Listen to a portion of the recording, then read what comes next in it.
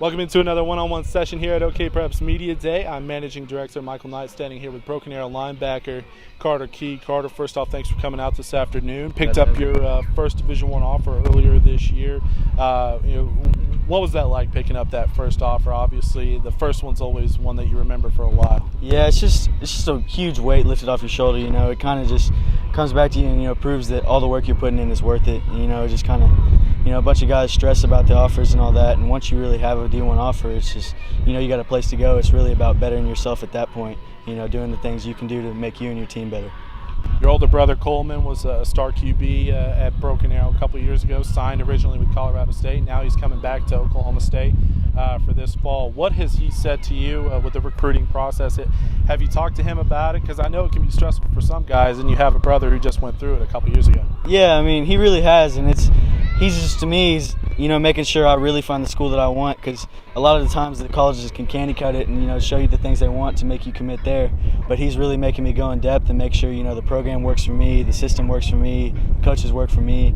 You just want to find a school that you can enjoy, not about the biggest school you can go to, but about somewhere you feel comfortable. I talked with your quarterback, Cade, and one of the things we discussed was all the guys that you have to replace off of last year's team. How have you stepped up this spring and tried to take more of a leadership role? Right, just like Cade said, we're a lot more vocal this year.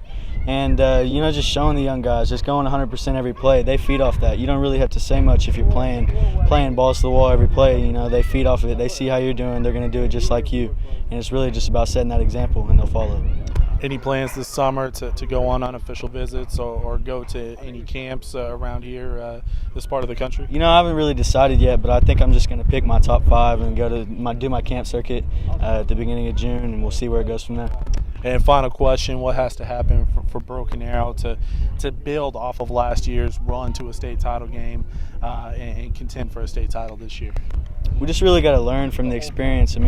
Yeah, it sucks that we came up short, but there's definitely a lot to learn from it. We beat Jinx early in the year, but a team like that, they're going to show up when it matters, so you got to really come to play. And if we can learn from that, then we'll be all right this year. He's Broken Arrow linebacker Cade. I'm Managing Director Michael Knight. This is a special moment for me because this is the third key that I've interviewed. I interviewed older brother Kaysen, older brother Coleman, and now I've interviewed Carter, and he's already told me he's the last of the brothers, so I got no more keys to interview in the future. I feel old right now. For Carter, I'm Michael Knight, the Managing Director of OKPreps.com. This has been another one-on-one session here at OK Preps Media Day.